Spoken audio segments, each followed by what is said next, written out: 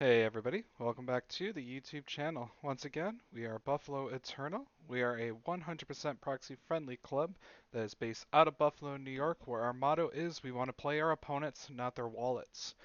We have a solid game on hand today. Tad, who is one of the local resident lands players, was able to join us this Thursday, and myself was able to jump behind the camera. I also wanted to get in some games on camera because after 10 days of our new club's asset bouncing between Buffalo and Rochester, it was finally able to make its way behind the camera. And with that being said, let us go watch some Legacy. And on the screen here first, we have Tad's pet deck. This is Lands. Lands is a unique legacy control deck that actually uses its lands as its toolbox. Using cards like Life from the Loam, Exploration, and Crop Rotation, it allows you to continue to have your land drops every turn and also stay ahead of your opponent's lands, and then try to lock your opponent out with wastelands to get them off of all of their non-basic lands, which is why we have one copy of Ghost Quarter to take care of those pesky basics. And eventually, you're able to get Thespian Stage down, creating a copy of Dark Depths, which will immediately give you a 2020 Merit Lage token to end the game as fast as possible. And the breakdown of the deck here, we have 4 Mox Diamonds, 4 Sphere of Resistance, Grafdigger's Cage, Expedition Map, Skateboard, Pithing Needle, 4 copies of Crop Rotation, 4 Malevolent Rumble, 4 Life from the Loams, 4 Explorations, and onto the lands we have 4 Urza Sagas, 4 Thespian Stage, 4 Wastelands, 4 Yavimaya Cradle of Growth, 3 Besiju Who Endures, 3 copies of Dark Depths, 2 Basic Forests, an Ancient Tomb, a Blast Zone, Bajuka Bog, Ghost Quarter, Caracas, Maze of Ith, Otawara Soaring City, Sajiri Steps, and a French copy of Tabernacle of the Pendrevale. And onto the sideboard, we have 2 Dismembers, 1 Drop of Honey, 2 Fairy Macabres, 2 copies of Endurance, 2 Chokes, 3 Disruptor Flutes, and 3 Force of Vigors. And next on the screen here is my version of Azorius Control. Azorius Control is a deck that tries to blend efficient disruption with utility creatures like Phalia and Tameo, or trying to utilize bigger creatures like Quantum Riddler to close a game out. The reason this deck is getting more and more popular is because this deck can run 4 copies of Stifle mainboard. Stifle is right now one of the more effective ways to combat the Fantastic card because you are able to stifle the trigger for it being sacrificed after the fourth spell was casted by the owner. And if the unfortunate event of your opponent not running Fantastic card, we are still actually able to utilize those mainboard stifles. We have 4 copies of Quantum Riddler that we can warp it in for 2 mana. And however, at the beginning of the end step, when the warp trigger goes onto the stack, we can stifle that and essentially keep the Quantum Riddler on the battlefield. So we essentially can get a Quantum Riddler for 3 mana. Now going over the deck list here, we have 4 copies of Tameo, 4 copies of Phalia, 1 copy of Snapcaster Mage, 4 Quantum Riddlers, 2 Teferi's Time Raveler, 3 Days, 2 Consign to Memories, 4 Stifles, 4 Brainstorms, 4 Ponders, 4 Swords of Plowshare, and 4 Force of Wills. And moving on to the lands, we have 2 Tundras, 2 Polluted Deltas, a Scalding Tarn, 4 Flooded Strands, 4 Wastelands, 3 Islands, a Meticulous Archive, a Plains, Mystic Sanctuary, and Caracas. And onto the sideboard, we have 2 Force of Negations, a Prismatic Ending, Surgical Extraction, 2 Wrath of the Skies, 1 Triumph at St. Catherine, 2 Containment Priest, 1 copy of Hydroblast, 1 copy of Spell Snare, 1 copy of Lavinia Azorius Renegade, and 3 copies of Deathling Silence. Now, with that being said, let us go watch some games. If you're a big fan of old school, you could join the Rochester Royals Club as they are hosting an afternoon of old school magic on Saturday, August 15th. The venue will be Three Heads Brewing Company, and they will be playing Atlantic, and this event will directly be raising money for the Brighton Food Cupboards. The doors open at 12, where round one fires at 1 p.m. This is a $10 entry fee, but a donation to the Brighton Food Cupboards is suggested. There is a 32-player cap on this event.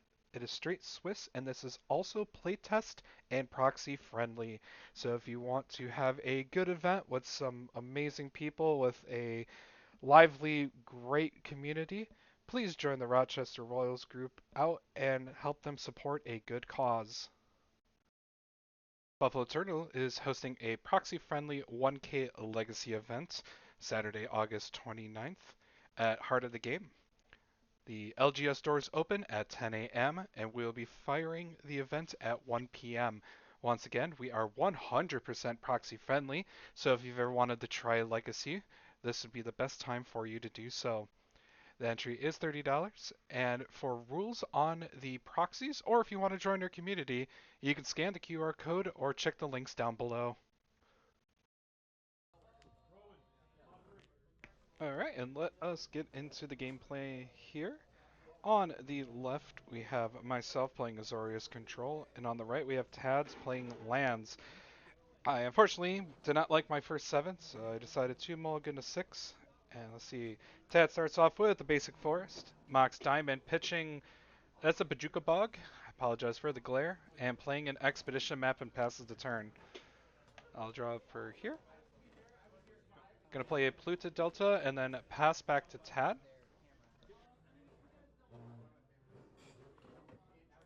Tad plays a Thespian Stage. Fun little cliff note. It's essentially going to be the battle of the signatures. Tad definitely has more signatures in his deck than I do, but you're going to be seeing a lot of signatures during this game. So I'm going to crack my Pluto Delta, go down the 1, grab a Meticulous Archive, Surveil. Looks like I wanted to keep that on top, and I'll draw for turn. I'll play a Wasteland for the turn and pass the turn back to Tad.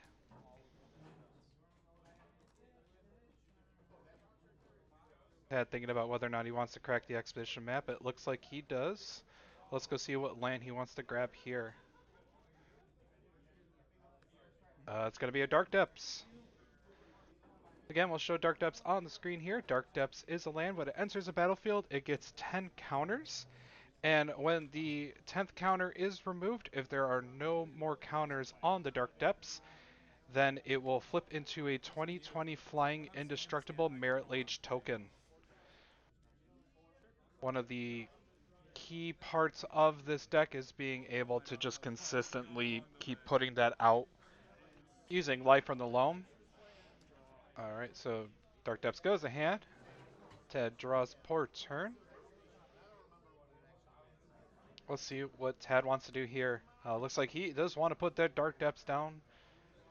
Slam 10 counters onto that and then pass the turn. End step, I'm going to flash in a Failure. Checking how many cards I have in hand. I believe I said I had 5 cards at the time.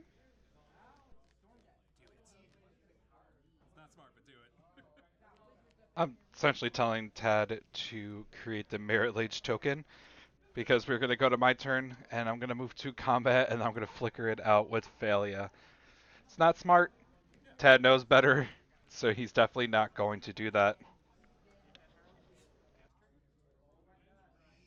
Alright, and Tad says it is good and resolves. And then we're going to go over to my turn here. Going to untap and draw. Going to play a basic plains, go to combat, and swing with a Failure. I'm just going to choose not to flicker anything. It says choose up to 1 target. None land permanent. And then we're going to pass the turn back to Tad. And it looks like that has a Ghost Quarters up as well. Right now he has 4 mana. Dark Depths itself does not tap 4 mana. Looks like Tad has passed the turn back. Gonna untap and draw. Let's see what I do here. Gonna play a basic plains. Gonna tap 2 mana. Looks like I'm going to cast a Warped Quantum Riddler. Again, Warp cost. I can cast it for its Warp cost, which is 1 and a blue.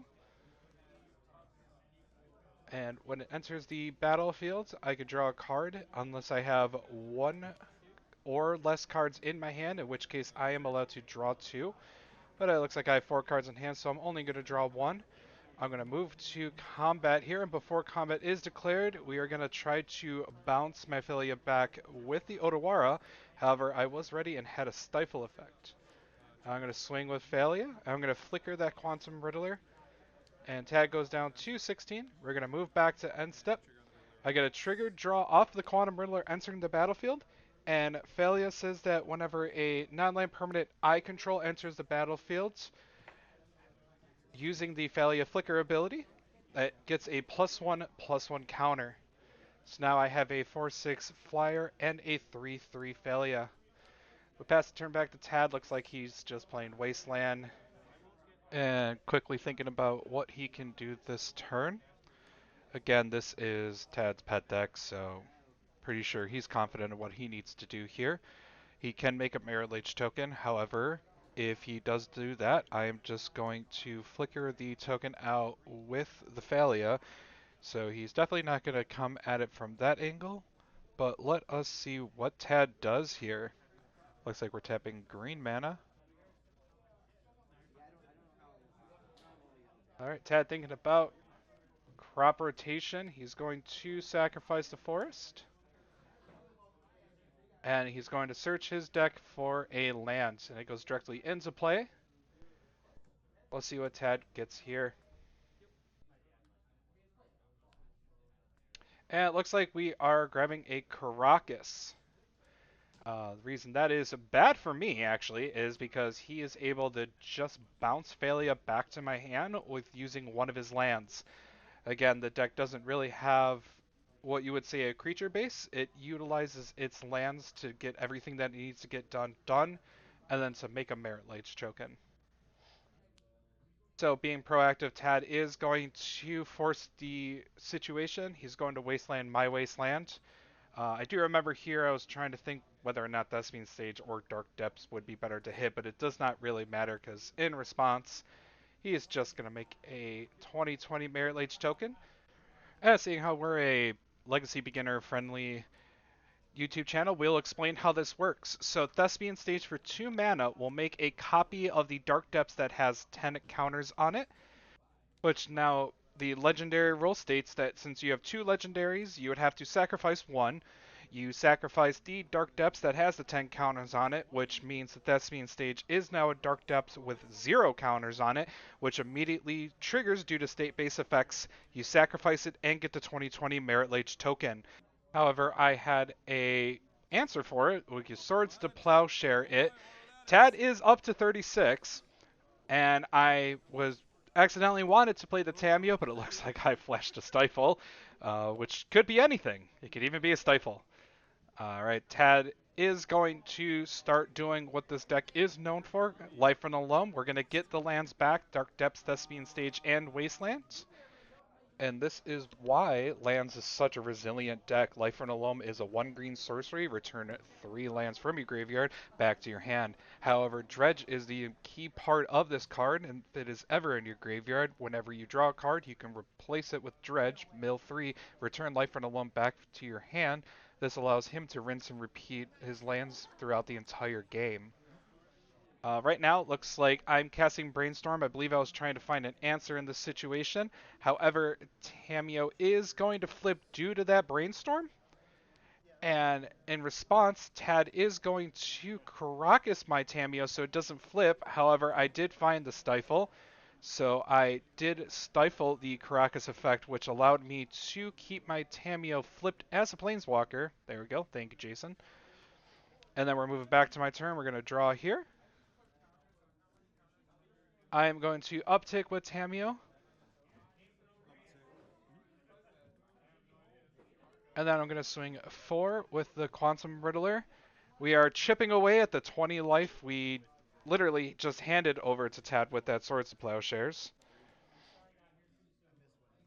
However, again, instead of drawing, he can just replace that with Dredge, which means Life for the Loam goes back to Tad's hand. Then Mill 3 cards.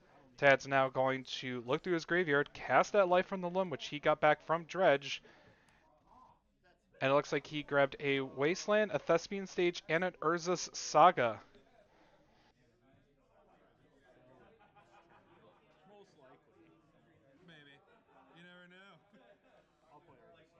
So we have an Urza's Saga. Get one counter on that. We're going to pass the turn. I'm flashing in the Quantum, the Thalia, so I could just force the issue with him tapping his lands. So Thalia just goes back to my head on my turn. Just going to draw.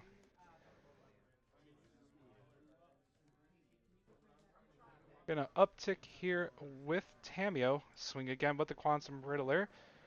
Down to 24. And pass the turn back to Thad. Tad deciding to just draw instead of using the replacement effect with Dredge. And let's see what Tad does this turn.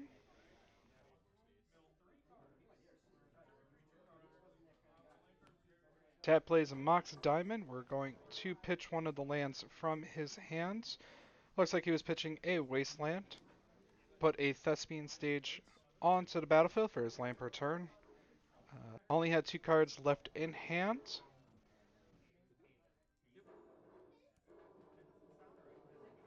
Tad tapping for 2 mana. Playing a Sphere of Resistance. Not typing white mana for Thalia. But again, this is just to force the issue to make him tap his Caracas. Not that the one land matters in this matchup here, but you never know. You can hear me essentially crying. Alright, we're going to move to end step. It looks like that is going to make a construct off of the Urza Saga. Untap upkeep. Tad's going to draw here. Saga is going to go to 3. Let's see what Tad does.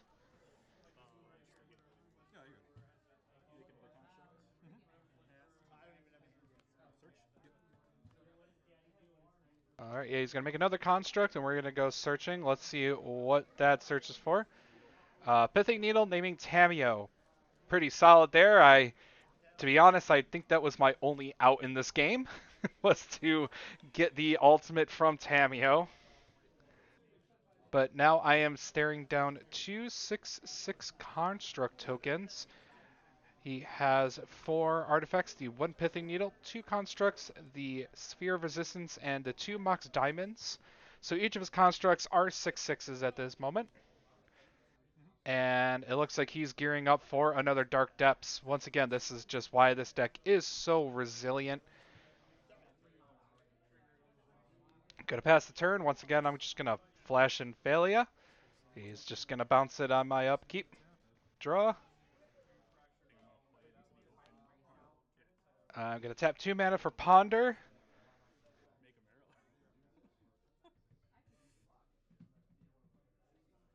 Don't remember what I saw from Ponder, but I don't think I was liking what I was seeing.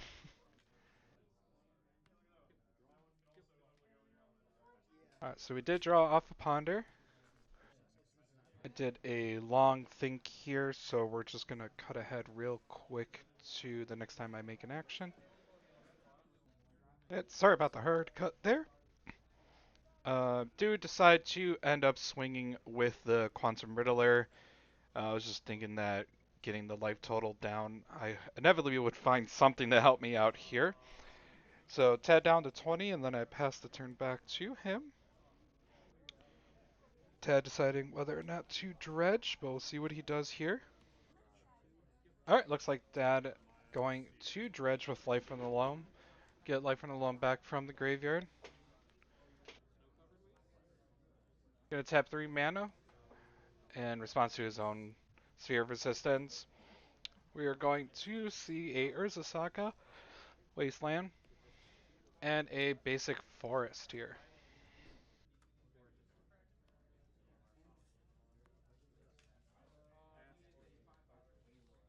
Debating whether or not to counter this. At this point, we're starting to run low on fumes, and the lands deck showing its resilience. And it looks like I did decide to force a will that, pitching a Quantum Riddler. I did have to tap for the Sphere of Resistance. It is not free if that's out there. I have to pay 1 mana. And then the full swing out at the flipped Tameo. Tameo is down. Looks like Tad passes the turn back to me. Untap, upkeep, draw. I drew a Scalding Tarn. A quick reminder, we all know the card that is in my hand, which is the Thalia, which Tad has constantly just checked with the Caracas. And then moving past the turn back to Tad. Tad dredging once again. Then casting Life for the Loam, getting the same cards back, a Urza's Saga, a Wasteland, and a Basic Forest. Decides to put Wasteland as the land on the battlefield. He is going to waste my Caracas, and then swing at me for 12. Should put me down 2-5. I'm going to crack my fetch land, go down to 4 life here. I think I am hoping for a miracle at this point. Tad has Merit Lage online, and he doesn't really even need it all that much because he has 2 6/6 construct tokens. I'm going to flash in a Thalia once again, just because why not?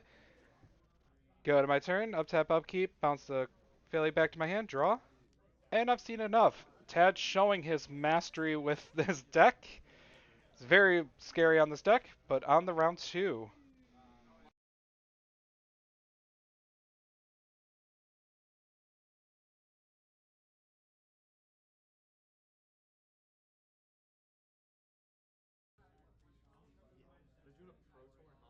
And welcome back. Let's see how round 2 goes here. Everybody keeping 7 here. Let's see what happens. I start off with a Polluted Delta, pass the turn back to Tad.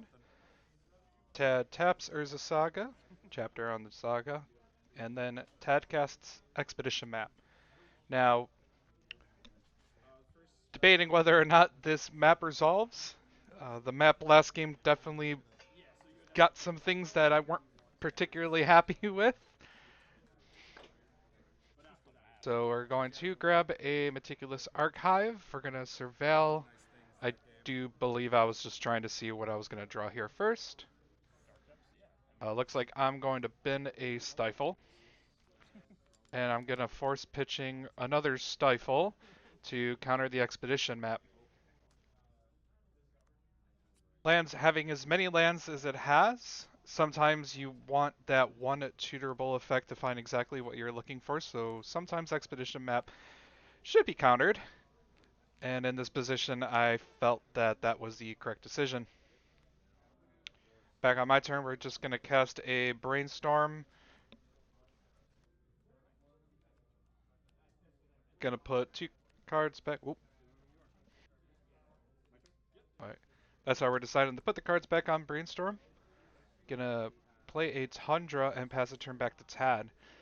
Tad's Saga goes up to Chapter 2, plays an Ancient Tomb, and then passes the turn back to me. I'm going to draw here, play a Scalding Tarn, and then pass the turn back to Tad. Tad's going to take 2 damage, go to 18, and we're going to make a Construct token off of the Urza Saga.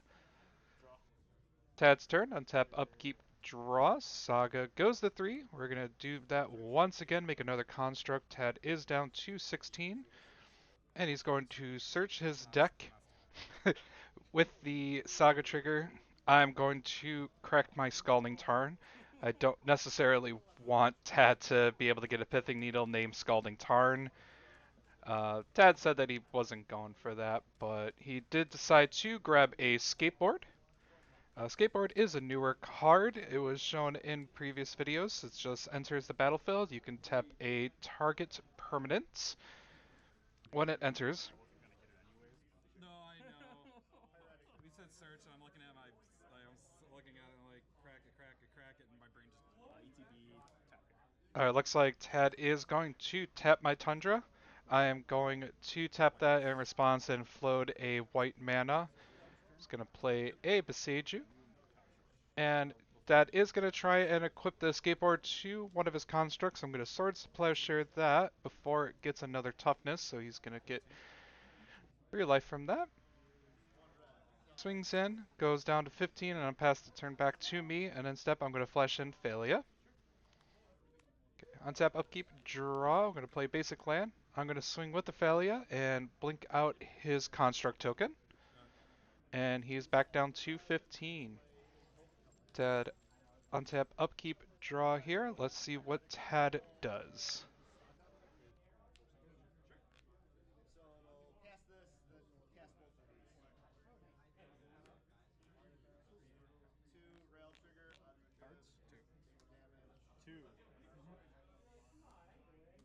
Tad is going to Wasteland. Gonna float the white in response to that. He's gonna move the main phase 2, which means I'm gonna lose my white mana. Tad attempting to play a choke, however, I had a Force of Negation in hand and I hard casted that. Tad passes the turn back to me. Draw, play another basic, and swing with Thalia. Both at 15. I'm just gonna be flickering his skateboard because why not? Gonna tap a green mana, cast Exploration. Land drop number 1 is Thespian Stage, and land drop number 2 is a second Beseiju. That's just going to pass the turn back to me. I'm going to draw. Flicker. I'm going to swing with Thalia. I'm going to flicker the Exploration. Again, it's just more humorous than anything else. It's not really giving me any advantage. Alright, we see Tad's hand. He was thinking about crop rotation, but decides against that. He is going to play another Wasteland. Wasteland, my last white source with Meticulous Archive. Then he's going to play a second Thespian Stage and pass the turn back to me. Alright, we are going to cast a Quantum Riddler for its warped cost. And with the trigger on the stack, looks like that is going to tap Beseiju and then tap the Thespian Stages for a floating mana. Then he's going to get a Dark Depths from his deck. And then the trigger resolves from Quantum Riddler. We're going to move to combat.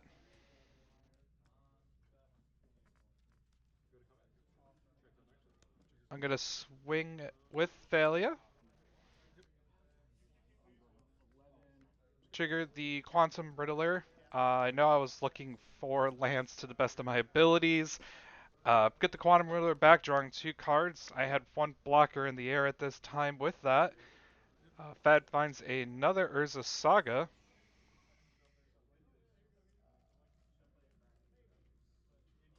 Ted, thinking about tapping this Beseiju. Taps it for green, casts Crop Rotation. That does resolve. Tad is going to find a Sajiri Step, which we're going to have on the screen, and when it enters the battlefield, target creature you control can gain protection from a color of your choice until end of turn. I stifled that ability, so I'm able to block with the Quantum Riddler. Passes the turn back to me. I'm casting Brainstorm. I knew at this point I was trying to find anything that I could to stay in the game.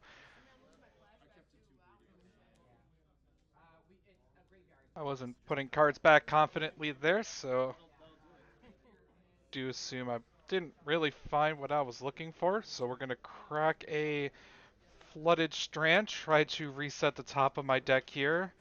Just keep trying to find an answer. We'll go get a Tundra. Tad definitely not cutting to his own demise. I'm going to cast Ponder here.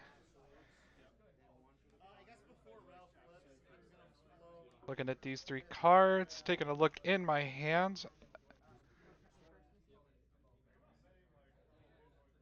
I don't particularly think I was happy with those 3. Nope. Looks like we're going to shuffle that back up. I have a few outs. I have Caracas that could bounce the Merit Lage, a Swords, the Plowshare, or there was 1 copy of Prismatic Ending that I was trying to find. And it doesn't look like I found anything I particularly liked and scooped. Tad winning this game 2-0, showing exactly why Lance is a very strong and very resilient deck no matter what is going on in the I was meta. like holding a wrap the whole time, and I And was like, I was just taking some side words out here. Other than that, guys, I do appreciate you guys joining us here today. Please remember to like, comment, share, and subscribe to our YouTube channel. And until then, we will see you again next week. Take care.